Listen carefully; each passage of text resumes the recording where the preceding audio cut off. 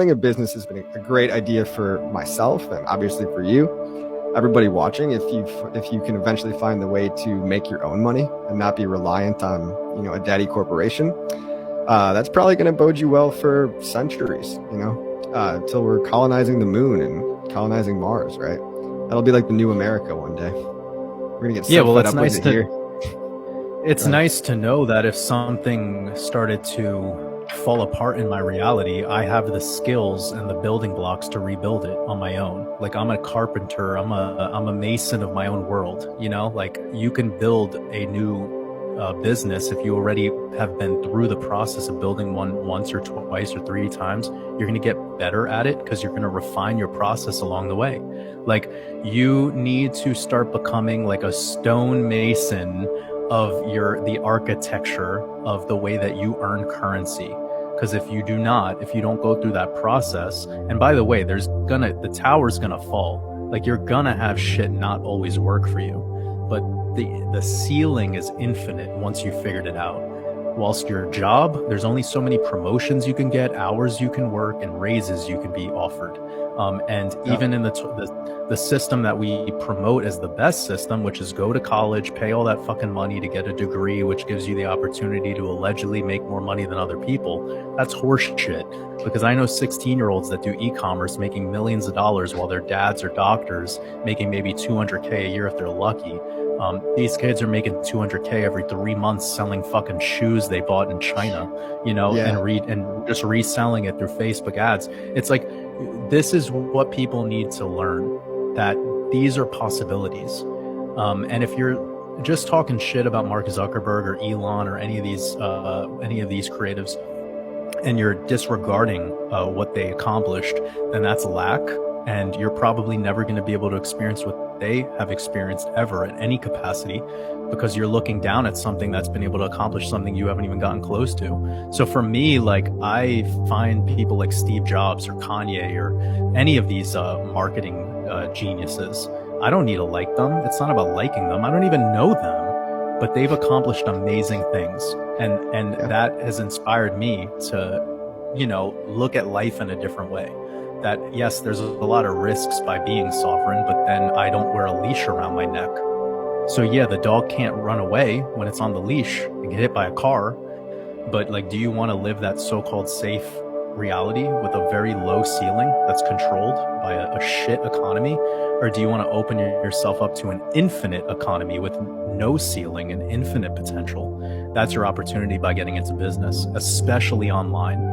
I mean, think about online. You don't have to have operating hours. You don't need to have a brick and mortar. You don't even need to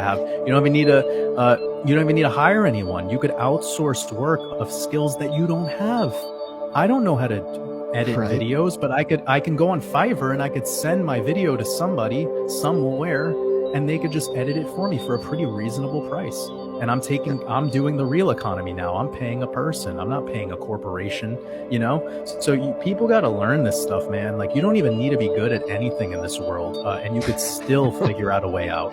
You could still figure out a way, We know this as a fact because look at OnlyFans. You could just be naked in front of a camera and be a millionaire. Show your butthole. Yeah, make millions. Beautiful. Welcome to 2023. No, but we're all pioneers of this new frontier. The internet was one frontier. Crypto is a new frontier, right? You mentioned you can hate on people like Mark Zuckerberg, Richard Hart, all you want, but at the end of the day, look at what they've done. Elon Musk, people love. It's like, when did it become trendy to hate on Elon Musk? Like, this dude has done so much more than any other human being. Like, whether you agree with their life's purpose or not, whether you agree that, oh, why is he worried about Mars? He should be saving the planet. It's like, cool. Well, you're an armchair quarterback. Why don't you go do it, right? You have the ability to get off your ass and like go make these companies that you wish Elon was making. Sorry, your daddy's not doing what you wish he was doing. But yeah, someone said water is above dropping the clear pills. Yeah, I agree. We just all have to be pioneers on the new frontier. Just like on the internet, you've got that created a whole new breed of like Instagram influencers or people flipping shoes or making courses about how I became a millionaire from drop shipping or selling rare fish. my reason to expose all of that is to tell people that stop fucking complaining, stop saying that I can't, stop saying that there is no way, stop saying that because I don't have enough time. It's like all of those types of things get canceled out once you add in the opportunities that I just started listing off. You can be somebody who's skillless, who barely has any income, who's not attractive. You could be short, ugly, fat. You could be slow. You could be a quadriplegic. You could be like you name it. You could be that and still on the internet become self-sovereign financially. So I went on that whole thing not because I want people to open up an OnlyFans and start showing their butthole. Like, well, I mean, hey, maybe you've got a nice. If that's what you're into, if that's the kind of thing you're into, leverage on that. It's funny. There's only 2 podcasts that I ever listened to, but one of them's the Tim Dillon Show, and he had this whole rant about how he was like, if you're ugly, lean into that. Like if your dad's rich, lean into that. Like if you're somebody who's good at you have a lot of charisma, lean into that. And like that's really it. If you look at comedy specifically, how many not attractive, not really that funny comedians still figure it out? Why? True. Because they find a specific audience that likes that type of humor and they lean into it. And it's so true. Like there is a personality for everyone. You will be liked by somebody. Remember that, because I know so many people that come to me that want help with this, but they feel like they're not good enough. They're not, they don't speak quick enough. They're not, they're not as on the ball with their public speaking and all of this. And I tell them, like, you know what, if you do it from the heart, if you really mean what you're saying, if you're real, if you're genuine, somebody will resonate with that. Okay. If you have a skill, no matter what it is, if it's building beach chairs, there's somebody out there who needs that. Okay, so do that and do that well, and do that with 110%, and you will find an audience that absolutely loves what you do. They need that. They will support you. I just want to help people not be so limiting in their beliefs in a time, especially where we have the infinite potential of the internet.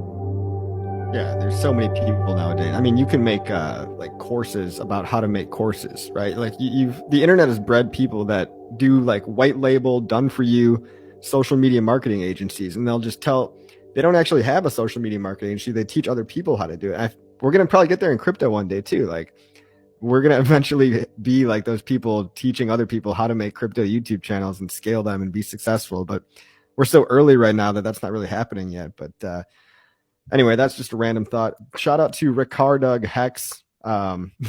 He just paid me $20 to say the earth is flat. So thank you guys. I hope, I hope that was valuable for all you guys on stream. Thanks, Ricardo.